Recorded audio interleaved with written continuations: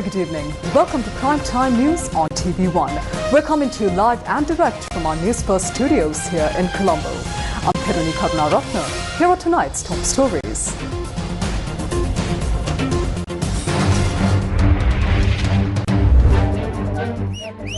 Plantation workers continue to protest against opposition's attempts to block 200 rupee allowance.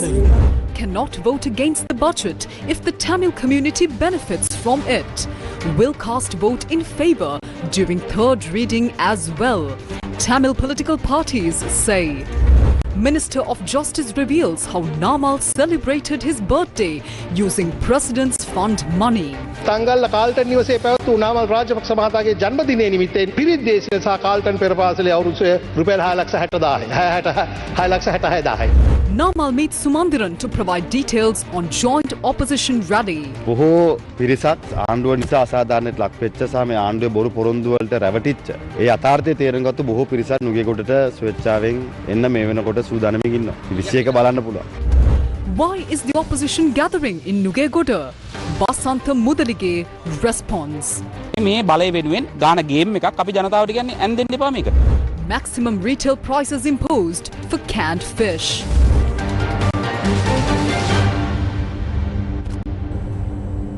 On to those stories in detail. Plantation workers continued their protests today against opposition MPs who expressed disagreement with the 2026 budget proposal to provide an additional 200 rupee allowance. The government, through its 2026 budget, has proposed to provide a 200 rupee allowance to plantation workers. However, the main opposition party, the CMG Wins, on multiple occasions opposed this proposal. Plantation workers across the country have expressed their dissatisfaction with the conduct of the opposition in this regard. Plantation workers in the lower region of Talangahavatta in Nakiyadaniya Gaul smashed coconuts and conducted rituals against the opposition.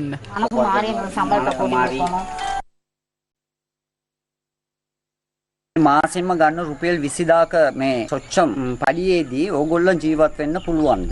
පුළුවන් නම් ජීවත් වෙලා පෙන්වන්න අපිට. මේ පඩිය අරගෙන එම දාම නායකාරය වෙන. ඕලන්ට තේරෙන්නේ අපිට 1300ක වැටුපක් තමයි දිනකට ලැබෙන්නේ. අපිට ලැබෙන පඩියෙන් ඒගොල්ලෝ මාසයක් ජීවත් වෙලා පෙන්වනවා තමයි වටින්නේ. எங்களுக்கு இந்த 350 ரூபாய் கூடி கொடுக்குறாங்க 300 ரூபாய். அதுக்கு உங்களுக்கு என்ன கஷ்டம்? நீங்க நல்ல மனுஷரா இருந்தா இந்த லெக்கல வந்து ஒரு மாசம் வேணாம். ஒரு கிழமைக்கு எங்கோட வேலையை செஞ்சு பாருங்க. இந்த வெயில்ல உங்களுக்கு எங்க கஷ்டம் தெரியும். This morning too, workers at the Warwick estate in Ballymurray smashed coconuts and protested. Protesters also set fire to an effigy. சம்பளத்தை கூட்டி கொடுத்த ஜனாதிபதி அவர்களுக்கும் அந்த வந்திருக்க அரசாங்கத்துக்கும் நாங்க நன்றியை தெரிவித்துக் கொள்கின்றோம். அந்த எதிர்கட்சிக்காரவங்க வந்து இவ்வளவு காலம் இருந்தாங்க, எங்களுக்கு என்ன சம்பளத்துக்குன்னு வந்து கேட்டாங்களா, எங்களை தேடி வந்தாங்களா, நாங்க எங்கன இருக்கோம்னு சொல்லி அவங்களுக்கு தெரியாது. ஜனாதிபதி வந்ததுக்கு பிறகு இன்னைக்கு 200 ரூபாய் சம்பளம் கூட்டிட்டாங்கன்னு சொல்லி எதிர்கட்சி போராடுது. 200 ரூபாய் கொடுக்க வேண்டாம்னு சொல்றதுக்கு இவங்க வந்து யாரு, எத்தனையோ மந்திரி வந்துட்டாங்க, இத்தனை மந்திரி வந்தோம். இன்னைக்கு 200 ரூபாயில 50 ரூபாய் கூட்டினாக்க 1000 ரூல்ஸ் பேசுறான், 25 ரூபாய் கூட்டினாக்க அதுக்கு ஒரு ரூல்ஸ் பேசுறான். மக்கள் எல்லாமே ஒன்று திறந்து இந்த அரசாங்கத்தை வந்து உண்மையிலே வரவேற்கிறோம். மீட்டிங் வைக்கிறாங்கன்னா 200 ரூபாய் கொடுக்க வேணாம், இதுவே வேணாம். Plantation workers of Kigirivatta in Passara also staged a protest against opposition members who opposed the 200 rupee allowance increment. மலையக மக்கள் சொல்லி ஒரு 50 ரூபாய் கூட்டி கொடுக்கிறது கூட நாங்க ரோட்ல இறங்கி போராடணும். இப்போ வந்திருக்க ஜனாதிபதி 200 வருடத்துக்கு பிற்பாடும் எங்களுக்கு ஒரு பட்ஜெட்ல 200 ரூபாய் அதிகரிக்கப்பட்டிருக்காங்க. எங்களுக்கு 1750 ரூபாய் சம்பளத்தை கொடுக்கறதுக்கு எதிர்கட்சிகள் நீங்க புறக்கணிச்சீங்கன்னு சொன்னா எதிர்வரும் காலத்தை நாங்க ஊட்டி தருவோம். நாங்க இவ்வளோ கஷ்டத்துல எத்தனையோ போராட்டத்துக்களை சந்திச்சோம். ஒரு 10 ரூபாய் எங்களுக்கு கூட்டி கொடுக்கறதுக்கு எந்த ஒரு மந்திரிமாரு ஒரு ஜனாதிபதி எவருமே முன்னுக்கு வரல. ஆனா நீங்க வந்த உடனே இந்த தோட்ட தொழிலாளிகளுக்காக இவ்வளோ ஆர்வமா எங்களுக்கு இவ்வளோ ஒரு உங்களுக்கு மிக மிக நன்றி ஜனாதிபதி அவர்களே. The reason for this protest was that many SJB parliamentarians, both inside and outside parliament, expressed their opposition to the government's proposal to provide plantation workers with a 200 rupee attendance allowance. It was the opposition leader's media spokesperson who was the first to express disagreement with this proposal. මේ රටේ මහජනතාවගේ බදු මුදල් පෞද්ගලික අංශයේ වැඩ කරන අයගේ වැඩ උපැටි කරන්න යොදා ගන්නවා. එතන අර්බුදයක් තියෙනවා. ආයේ කතාවක් නැහැ. මේකම අලගොවියා, ලූණුගොවියා, ඇඟලුම් සේවකයා ඉල්ලන්න පටන් ගත්තොත් The same stance was reiterated by parliamentarian Nizam Karyappar, secretary of the Sri Lanka Muslim Congress, which is aligned with the Samagi Jana Balawegaya. ඔය වතුකම්කරුවන්ගෙන් වැටු පැටි කිරීම රුපියල් මිලියන 5000ක් මාර වැඩක් නේ. ඉතින් මේ මිනිස්සු දෙන රුපියල් 200 වැඩිපුරට අපි මොකටද රුපියල් අපි මේ රටේ ජනතාවගේ බදු සල්ලි දෙන්න අවශ්‍ය නැහැ. මේ මිනිස්සු ලක්ෂ ගණන් කෝටි ගණන් ලාභ ලැබනවා. Meanwhile, SJB parliamentarian Rohini Kaviratne submitted written complaints to the Bribery Commission, the National Procurement Commission and the Auditor General, stating that the mechanism for granting 200 rupees to plantation workers was improper. However, amid plantation workers' protests, opposition leader Sajid Premadasa stated yesterday, both inside and outside parliament, that his party does not oppose the allowance. He further emphasized that even higher allowances should be granted to plantation workers. SJB parliamentarian Rohini Kaviratne, who submitted written complaints to the Bribery Commission, the National Procurement Commission and the Auditor General, did not attend the vote on the second reading of the budget yesterday. The second reading of the 2026 budget was passed in Parliament yesterday with a majority of 118 votes. Something noteworthy was that several opposition MPs went against the stance of the Samagi Jana Balawegaya and cast their votes in favour of the budget. The Tamil Progressive Alliance, which is an allied party of the Samagi Jana Balawegaya, also went against the stance of the main opposition in support of the proposal to increase wages of plantation workers. Accordingly, the three MPs of the Tamil Progressive Alliance cast their votes in favour of the 2026 budget. These three MPs are Mano Ganesan, Radhakrishnan and P. Digambaram. Meanwhile, General Secretary of the Ceylon Workers' Congress, Jeevan Thundaman, who represents the UNP in the opposition, also cast his vote in favour of the budget. Meanwhile, 8 MPs abstained from casting their votes yesterday. The 8 MPs are the representatives of the Ilange Tamil Arasu Katchi. Accordingly, the second reading of the 2026 budget received 160 votes in favour and 42 against. Meanwhile, leader of the Upcountry People's Front, parliamentarian V.S. Radhakrishnan, who cast his vote in favour of the 2026 budget yesterday, convened a media briefing today. This time we cast our votes in favour of the government during the budget's second reading. This doesn't mean we join the government. When our people receive a genuine benefit, we cannot oppose that. It is these people who sent us to the parliament in the first place. If the plantation workers or the Malayagam community benefits from any proposal, you cannot stop us from supporting it. We must support that.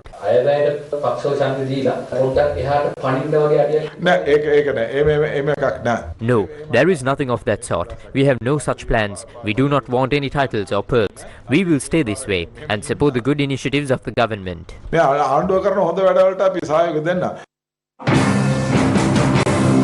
SJB parliamentarian and leader of the National Union of Workers, Palani Digambaram, who cast his vote in favour of the second reading of the 2026 budget, stated today that he will cast his vote in favour of the third reading of the budget as well. Looking at the history of our country, no government has allocated funds like this. Even the government of good governance tried to give 50 rupees, but in the end, that did not happen either. For the first time ever, this year, the government has allocated 5 billion rupees. That is why we cast our votes in favour of the budget. We hope that our people receive this benefit from January 2026 onwards. We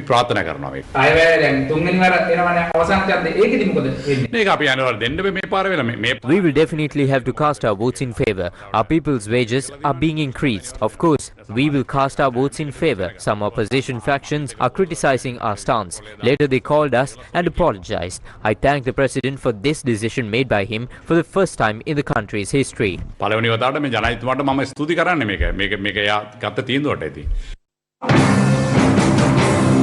Meanwhile, the Ilangai Tamil Arasu Katchi abstained during the vote on the second reading of the 2026 budget. Parliamentarian Shanakian Rasamanikam convened a media briefing today and provided an explanation on the matter. That legal issue is something that needs to be sorted out by the government. However, as a policy, our party is happy with the decision to increase the wages of plantation workers. This has been a long-term demand. So when such a requirement is being fulfilled by the government, we cannot oppose it. If a committee is appointed to formulate a new constitution, and if that draft bill is presented to Parliament with discussion on that also held, we too would cast our votes in favour of the government.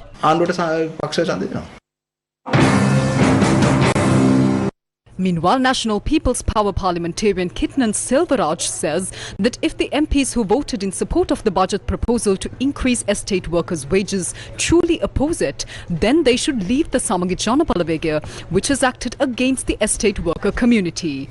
Some representatives of Sajid Premadasa's group expressed opposition to the government's decision to grant an allowance to estate workers. At that time, Sajid Premadasa did not comment on it. However, in response to the conduct of the opposition regarding this 200 rupee allowance, the plantation worker community began to protest. Amid these protests, Sajid Premadasa withdrew his earlier stance and made a statement.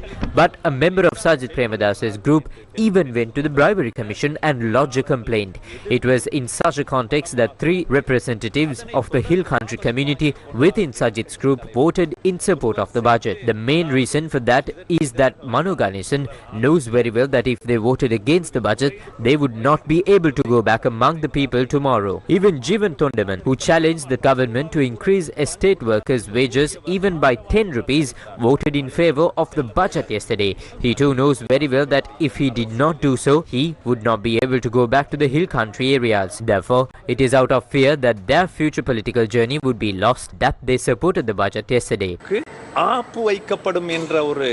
நோக்கத்தோடு அவர்களுக்கு தெரியும் இதில் பின்வாங்கினால் என்ன இப்பொழுது இவர்கள் சஜித்திலிருந்து விலகி இருப்பதான ஒரு கோணம் தெரிகின்றதா உங்களுக்கு இல்லை அப்படியானால் இன்று No, if that is the case, then Manu Ganesan, Digambaram and Radhakrishnan should immediately leave Sajid's group. They voted in support of the budget while Sajid and his 2 representatives voted against it. They are standing on 2 sides. While Sajid's group said the estate workers' wages should not be increased, these 3 voted against that stance. Therefore, they should now leave that group.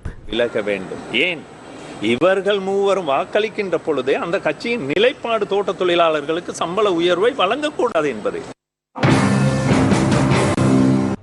UNP General Secretary Thalata Atukorala says that the process of providing the 200 rupee attendance allowance to estate workers is unclear. She expressed these views after a special workshop of the Lak Vanitha Peramuna, the women's organization of the UNP, held at Sirikotha under the leadership of UNP leader and former President Ranil Wickremesinghe. විශේෂයෙන්දර පක්ෂය යනවාද? ඔව් නැතුව තීරණය කරන්නේ. නෑ අපි තීරණය කරන්නේ නැහැ අපි ඒ කොටස්කාරය. අපි මුල ඉඳලා මේ සම්බන්ධයෙන් වැඩ කටයුතු කරා අපි යනවා. ඔව් මිස්සුති. අතවනවන යන්නේ 10000 අරගෙන යන්නේ නේ.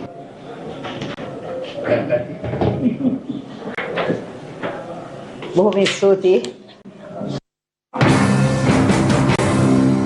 Meanwhile, SLPP national organizer Namal Rajapaksa visited the residence of Ilangai Tamil Arasu Katchi General Secretary, President's Council M.A. Sumandiran today to inform him about the rally scheduled to be held on the 21st of November. SLPP General Secretary Sagara Karyavasam also joined the occasion. We firmly believe that all factions within the opposition of this country needs to come together to put pressure on this government and make it fulfill the promises it made. On one hand, the government does not fulfill the promises it made to the people when coming into power. On the other hand, we can see the government preparing a justification to postpone elections once again. The provincial council elections have already been postponed for many years. Therefore, we stand firm in the position that the government should also hold the provincial council elections.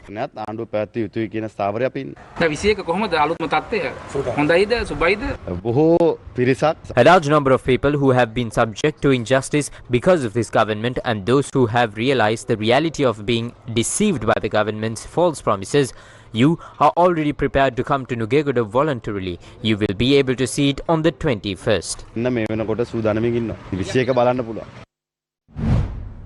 Meanwhile, Minister Wasantha Samarasinghe presented information to Parliament regarding politicians who obtained houses through the Viyatpura housing project for their close associates. 101 houses were built in Viyatpura, and all 101 houses had been distributed amongst themselves. Some hadn't even paid rent for these homes. Some others hadn't handed over the keys. Some hadn't paid water and electricity bills. When I was investigating this matter, I came across something.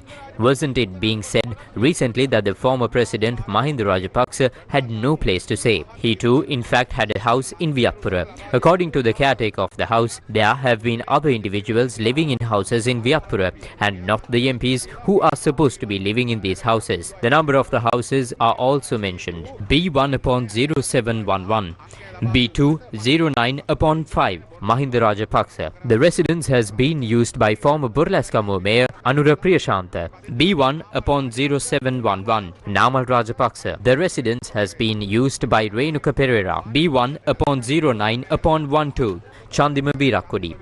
The residence has been used by someone else. B1/8/8, Sita Arambepola. Her secretary was using the residence. B1/6/7, Bandula Gunavardhana. His secretary Kalum was residing there. B1/9/10, Ravindra Kumara. His secretary was residing there. B2/9/1, Nimal Lansa, chairman of the Biagama Pradesh Sabha, was residing there. B2/8/5, Jagat Kumara. Mahinda Kahandagama was residing there. B1/4/11, Gamini Lokuge. Former Kasbaya Mayor Lakshman Pereira was using that residence. There isn't enough time for me to read out the entire list. There are investigations ongoing into these residencies. 529 residencies have been provided to these MPs. The committee appointed to look into this has given its final decision. We have taken steps to prevent the further provision of houses to MPs. මේ නිවාස ලබා දීමට ගත්ත තීරණය මේ අවසාන commission එකෙන් අපි නවත්තලා තියෙනවා. Minister of Justice and National Integration Attorney at Law Harshana Nanayakkara revealed another instance of misuse of public funds to Parliament today. On the 9th of April 2014, in the Carlton residence in Tangol, Namal Rajapaksa's birthday celebrations were held. For a period sermon and the hour of the celebration of Carlton Nursery, 6,666,000, Shiranti Rajapaksa. To laminate and frame a picture from her 2008 visit to China, 9,270 rupees has been spent. For even a small matter like this, they have not spent their own money. In 2014, for offerings to the Mahasangha, 356,000 rupees have been spent on Attapirikara. They have basically gathered merit using public funds. Back then, people would protest and conduct rituals against the government. But now, it is against the opposition. This is something we have never seen before. Even such things are happening now.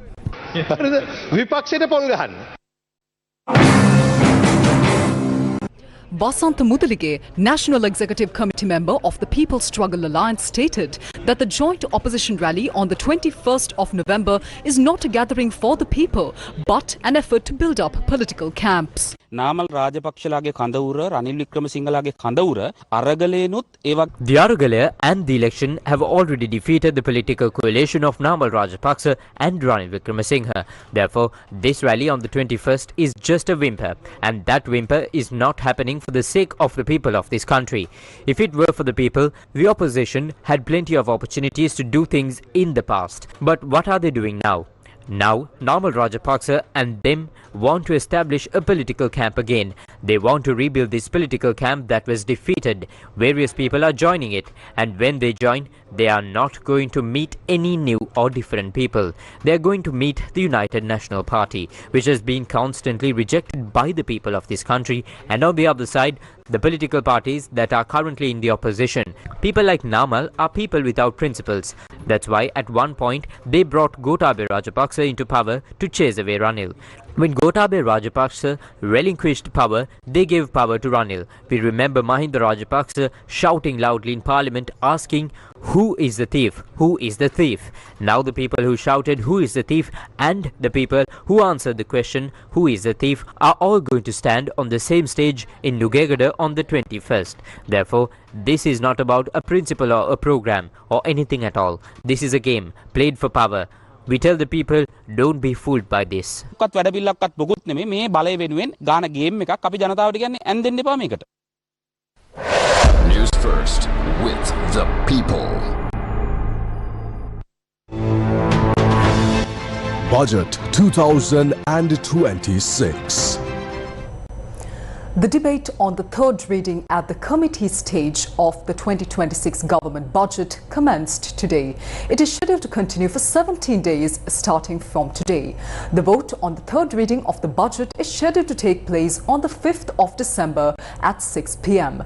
Today, the expenditure heads for 25 institutions, including the offices of the President, Prime Minister and the Leader of the Opposition for the year 2026 were debated.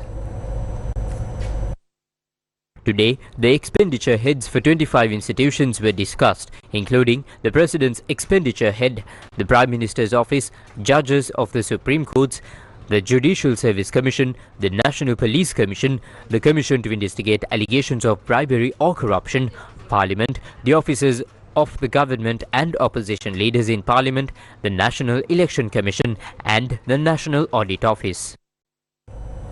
In a significant step toward enhancing bilateral defense cooperation, the United States and Sri Lanka signed a memorandum of understanding at the Ministry of Defense, marking a new era in defense partnership.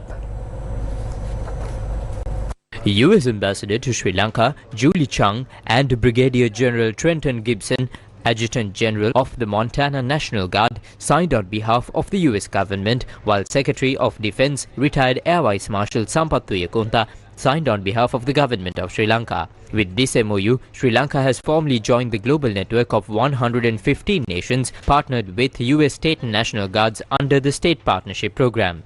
The partnership will enhance interoperability through joint training, maritime cooperation to counter trafficking and illicit migration, crisis response and humanitarian assistance, aviation operations and strengthened military, civilian disaster preparedness. U.S. Ambassador to Sri Lanka, Julie Chung, underscored the importance of the U.S.-Sri Lanka defense cooperation in her remarks and emphasized the deep and enduring friendship between the two nations, highlighting the significance of continued defense cooperation and mutual understanding. She acknowledged the long-standing partnership built on shared values, expressing confidence that the renewed commitments would allow shared training and learning opportunities. The Junior National Law Conference 2025, hosted by the Junior Bar Committee of the Bar Association of Sri Lanka, kicked off yesterday in Negombo, drawing more than 400 participants. Now, this year's theme, Raise the Bar, focuses on three core pillars: mentorship in motion, mentorship meets equality, and equal access to justice. The Junior National Law Conference 2025, organized by the Junior Bar Committee of the Bar Association of Sri Lanka, commenced yesterday in Negombo with over 400 delegates in attendance. This year's theme, Raise the Bar, centers on three key pillars: mentorship in motion, mentorship meets equality, and equal access to justice. My message to you is simple: raise the bar in skill, service, in spirit. In a world quick to criticize institutions, the bar must stand as an institution of excellence. By raising the standards of advocacy, ethics, inclusivity, and compassion, you do not only raise your own careers, you raise the credibility of justice itself. May we be reminded that every good lawyer is the product of both guidance and hard work, and how good a lawyer isn't depend on their gender but their abilities. Each generation of lawyers carries duty to uphold the dignity of the profession and ensure that the public continues to place its trust in the legal system. Every generation of lawyers inherits tradition of learning, discipline, and service. The courts and the bar must continue to support a culture where every lawyer, regardless of gender, economic standing, has the same opportunity to succeed through competence and commitment. The rule of law achieves its true purpose only when it serves all members of the society, including those who are economically or socially disadvantaged. Ultimately, the standard of a profession will be determined not only by how well we argue, how many cases we handle, but how responsibly and ethically we conduct ourselves. One of the most beautiful aspects of our profession is that it is, at its heart, a fraternity, a family. No matter where our individual journeys take us, to the bench, to the Attorney General's department, to the private practice, academia, corporate life, or public service, we all share one identical beginning. We were all once where you are today. And therefore, no matter how senior or important one becomes, the responsibility remains the same: to guide, to nurture, and to lift the next generation. This year's theme, Raise the Bar, is as bold as it is necessary. The three pillars of this conference which Ruane introduced, that is mentorship in motion, mentorship means equality, and equal justice, equal access to justice, seamlessly complement the pillars upon which we are steering the BSL today. That is independence, that is innovation, and that is inclusivity. These are not merely words, they are expectations, they are responsibilities, and they are standards that will define our profession in its journey forward. Emerging lawyers, my humble request is that you do not become a generation that reacts. You must be a generation that thinks deeply, objectively, and independently. The conference will span 3 days, running from the 14th to the 16th of November, offering a platform for emerging lawyers to engage in discussions, knowledge sharing, and professional development.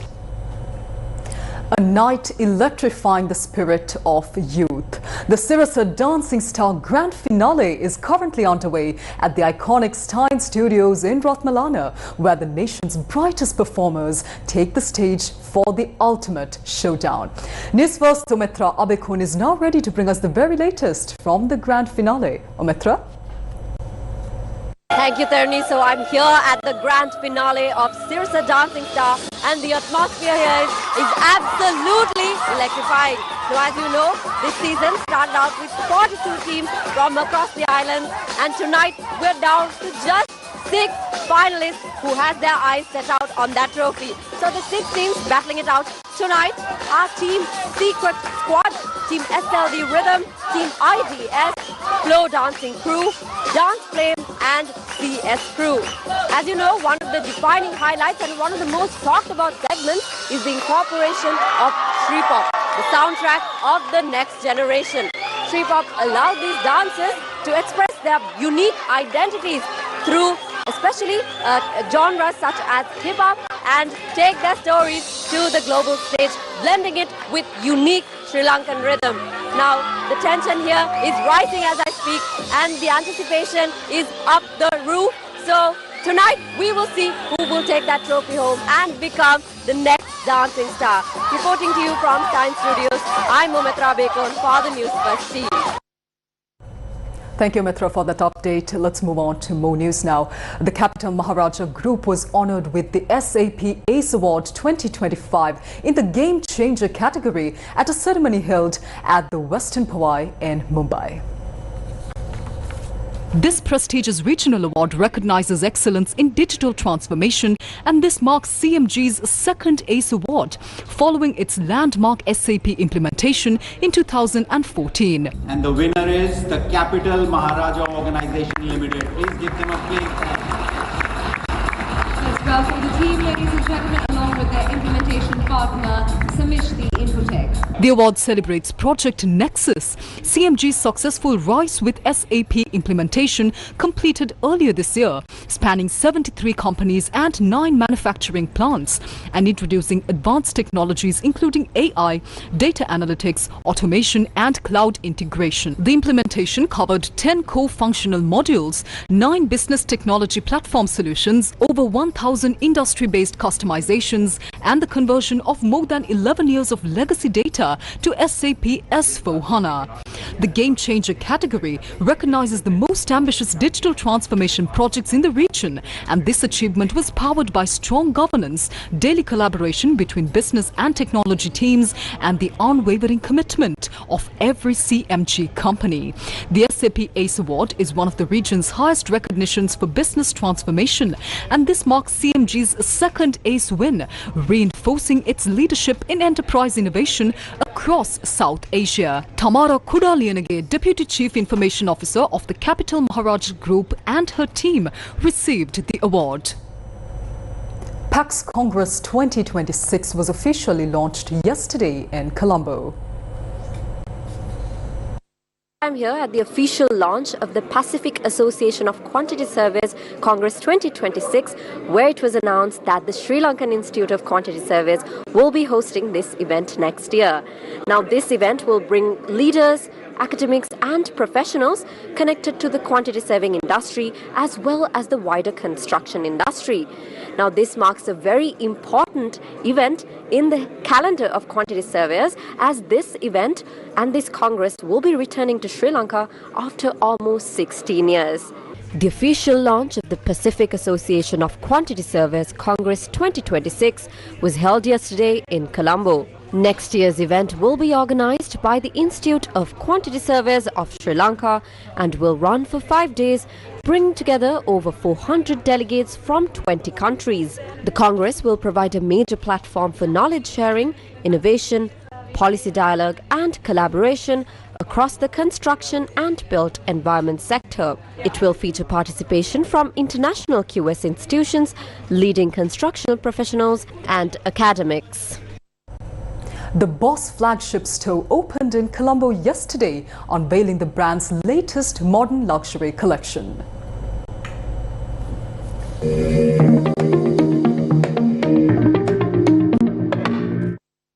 The Boss flagship store was officially opened at the Gold Face Hotel in Colombo yesterday. Brand ambassadors were present at the launch, giving guests an exclusive first look at the latest Boss collections. Guests were given an exclusive first look at Boss's newest collections, highlighting craftsmanship, innovation and timeless style. The opening marks an important step for the brand's growth in Sri Lanka.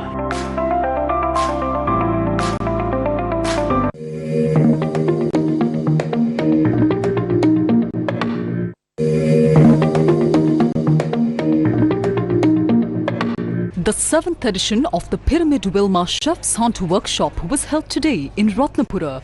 Pyramid Wilma organized the Chef's Hunt Workshop with full support from the Chefs Guild of Lanka and the National Apprentice and Industrial Training Authority. The workshop included both practical training sessions and written assessments. This program is designed for young aspiring chefs aged 18 to 25 who hope to build a future career in the culinary industry.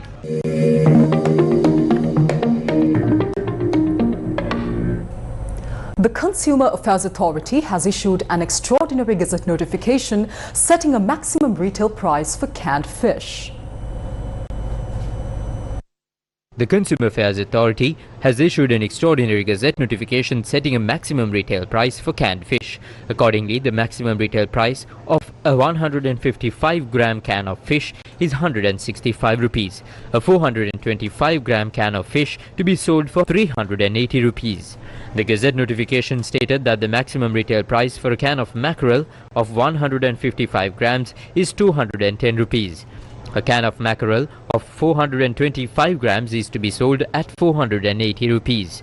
The price of a can of mackerel with a net weight of 155 grams is 240 rupees. According to the gazette notification, a can of jack mackerel with a net weight of 425 grams must be sold for 560 rupees.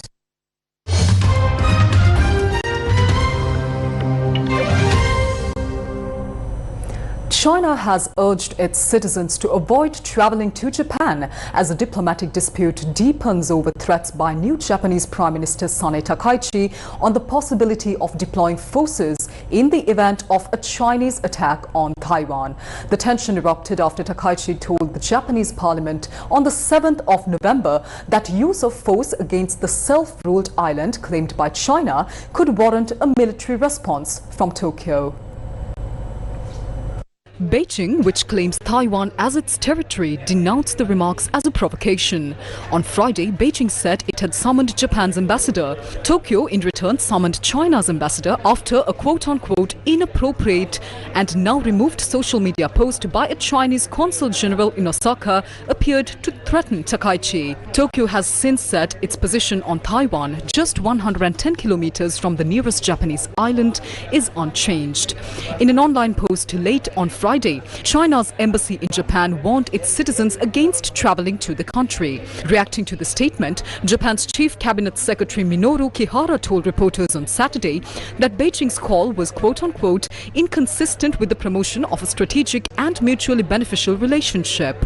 In a further development on Saturday, China's largest airlines offered full refunds for flights on Japan routes before the end of the year.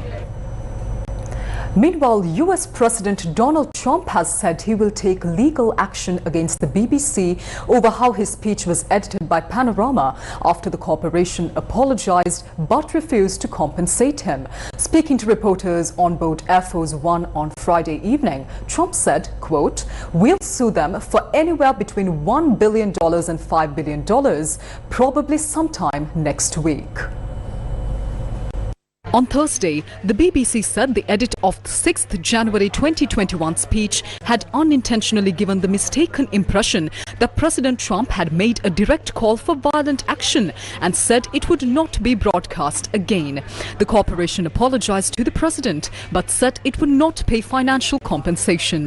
The BBC released that statement after Trump's lawyers threatened to sue the BBC for $1 billion in damages unless the corporation issued a retraction, apology and paid him compensation. The president said he had not raised the issue with Sir Keir Starmer, but that the Prime Minister had asked to speak to him.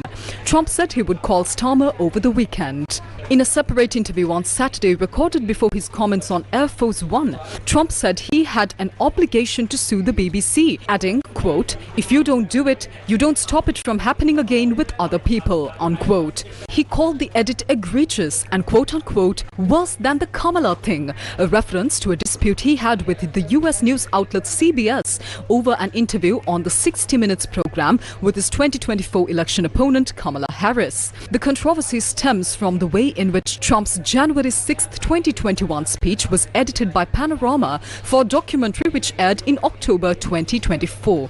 During his address, he told supporters, quote, "We're going to walk down to the Capitol and we're going to cheer on our brave senators and congressmen and women," unquote. More than 50 minutes later in the speech he said, quote, "And we fight like hell," unquote. In the Panorama program, the clip shows him as saying, quote, "We're going to walk down the Capitol and I'll be there with you, and we fight like hell," unquote. Controversy around how Trump's speech was edited has led to the resignations of BBC Director General Tim Davie and Head of News Deborah Turnus.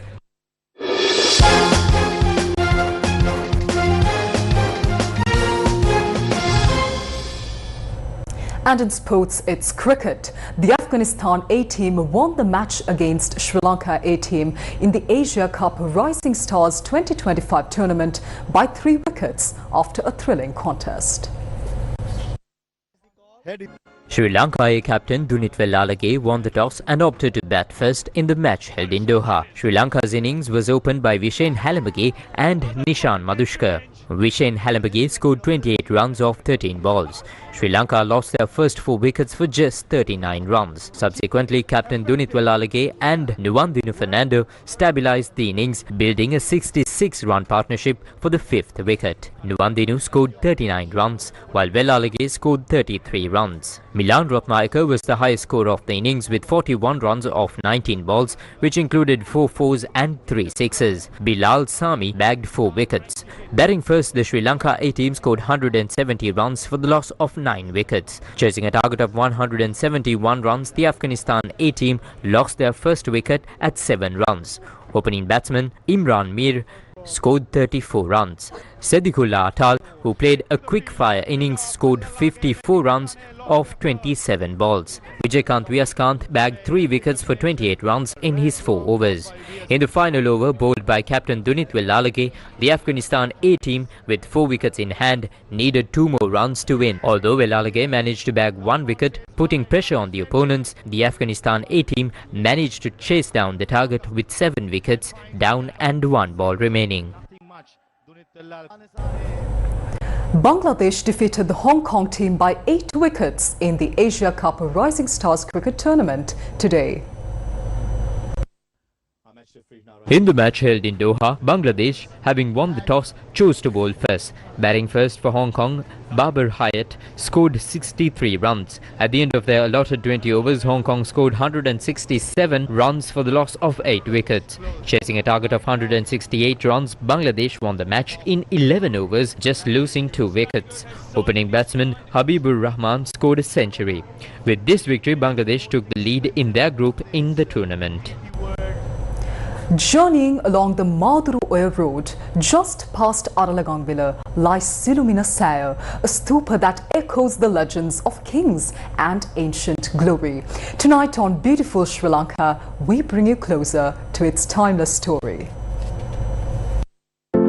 Just 23 kilometers past Aralagambila along the Maduru Road from the Dimbulagala junction in Manampitiya stands the magnificent Silumina Saya. This stupa, though lesser known to many, holds immense historical and cultural significance. What truly makes the Silumina Saya truly remarkable is that it houses the largest chhatra or the umbrella structure ever discovered in Sri Lanka, a symbol of ancient craftsmanship and religious devotion. The stupa itself, steeped in history, is believed by folklore to have been constructed by King Dutugamanu, one of Sri Lanka's most celebrated monarchs. Beautiful Sri Lanka. And that's a wrap of your news for tonight. Thank you for joining us. Good night.